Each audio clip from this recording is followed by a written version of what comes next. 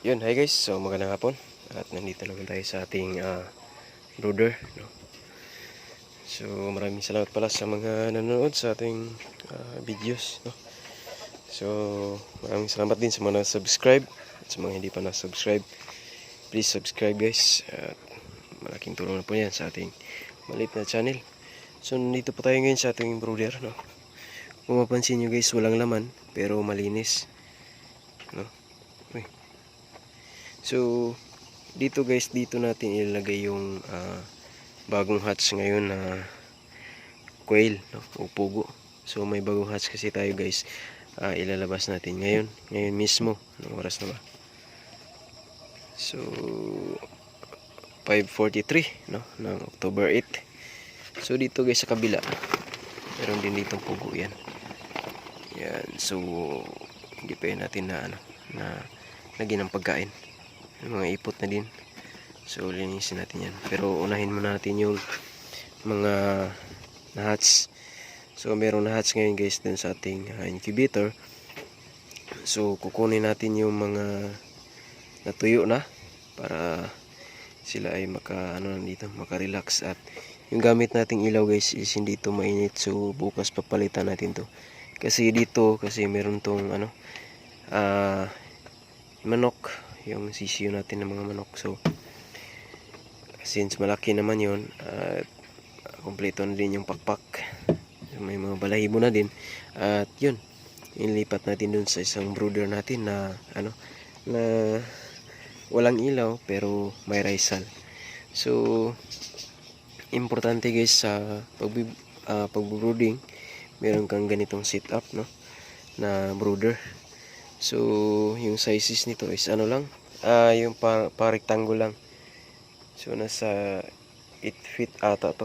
Tapos hinati ko lang, bali dalawa, para yung hatching kasi guys natin ng pugo is nagdistansya lang ng 1 to 2 weeks, no. So pero meron tayong ibang brooder guys na nandun sa bahay ng pugo. So ito ay dito muna sila hanggang 1 week, no, yung ating bagong hatch na pugo. So after 1 week guys, ilipat na natin dun sa sa grower.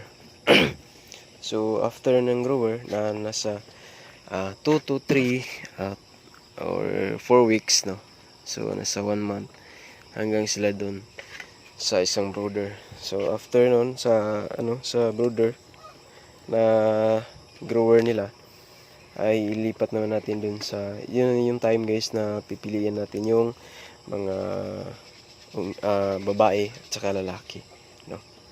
So pag ganun guys, ay dapat alam mo din kung paano sila tingnan, kung babae ba at saka lalaki, para hindi ka masyadong mabigatan sa pagkain. Kasi yung lalaki din na pugo, malakas din kumain, no. So yun, after nun, doon na sila sa sa laying cage. So tatlo yung process natin guys. Yung pangatlo, una yung brooder. So 1 week. Then paglagpas ng 1 week, so nasa sila, nasa grower, no, grower cage naman. So doon sila magpapalaki guys. Wala na yung ilaw at wala na ding sapin, para dito na yung nila, yung iputan dun sa lupa. At yung pangatlo guys is yun yung laying cage, no. So pipiliin natin yung mga lalaki at saka babae. Yung mga lalaki ihiwalayin natin para hindi tayo mas mabigatan sa pagkain at makontrol natin sila, kasi malakas din kumain yung mga lalaki na pugo.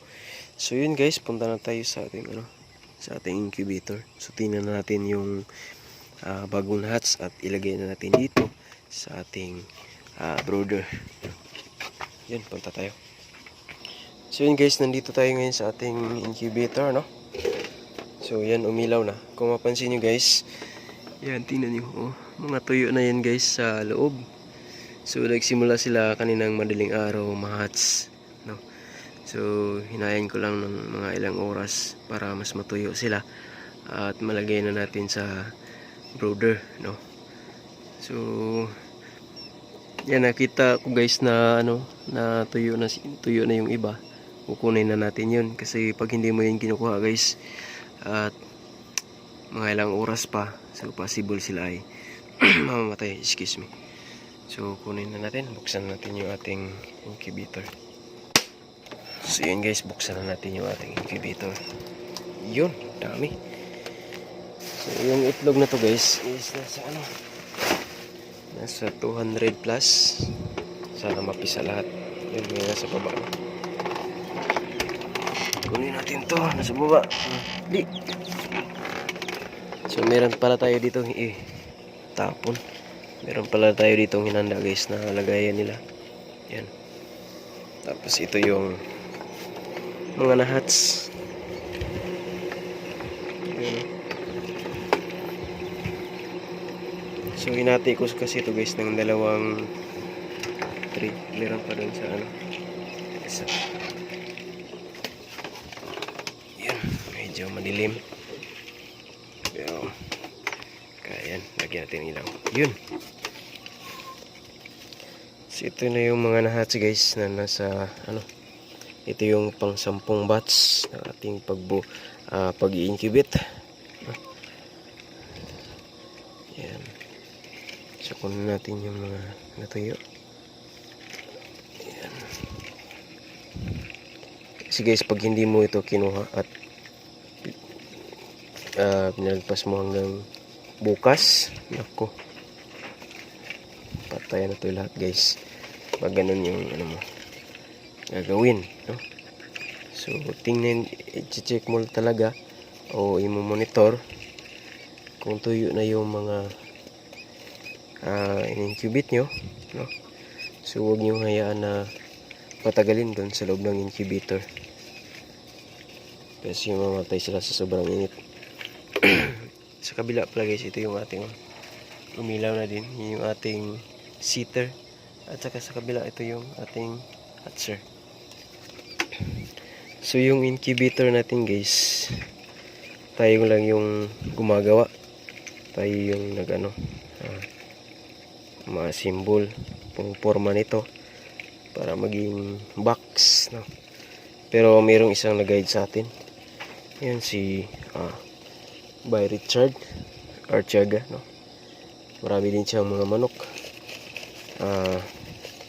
heritage breed. Meron siyang Brahma, Orpington, Partridge Brahma, Light Brahma, o Rhode Island Red. So marami siya guys,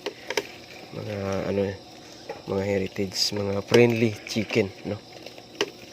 Yung sa atin naman is pugo, at saka yung oriental breed katulad ng Shamo at saka asil. Yan yung sa atin, at saka pugo. Yan. So ito yung mga natuyo na guys.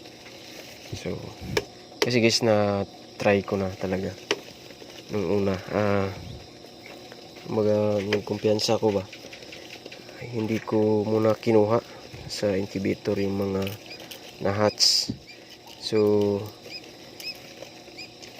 pinagbukas ko guys bago sila kinuha. Yung pagtingin ko sa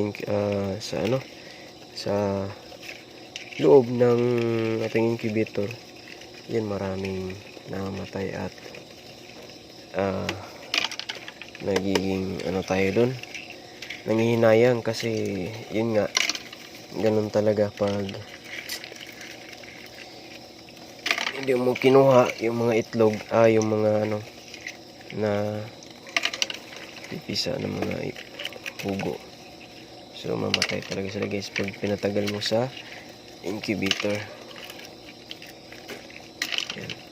So kunin din natin yung mga guys, yung mga shell, yung mga so ito pwede din tong panghalo sa abono, no?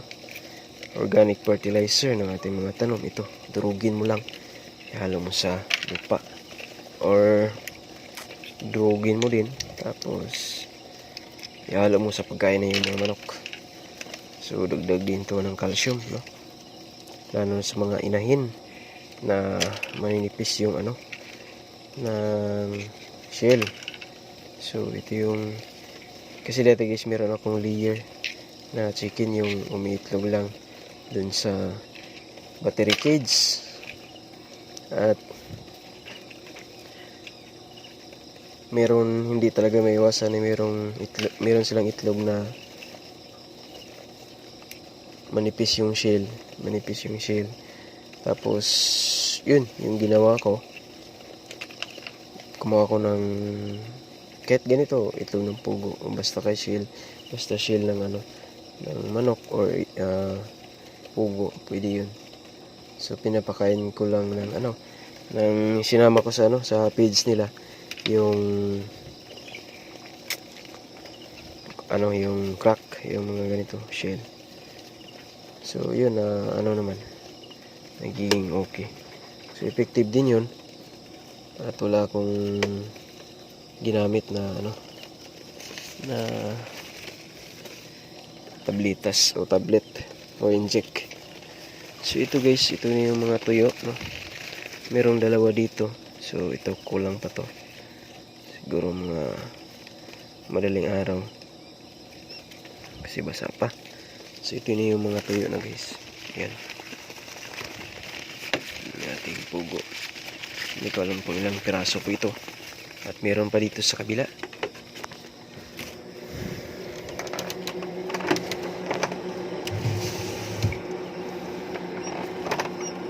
Pero dito guys, hindi pa ganun kadami yung mga napisa, at pa din, may mga basa pa.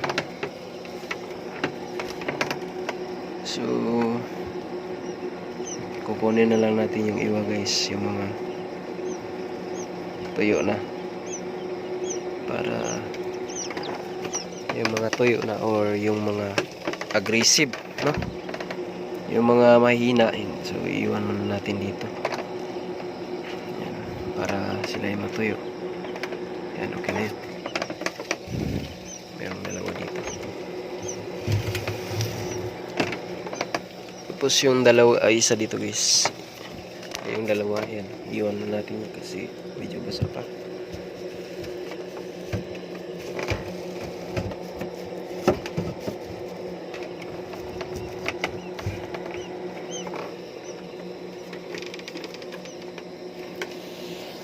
Yun guys, yung tubig nila, huwag mong hayaang matuyo.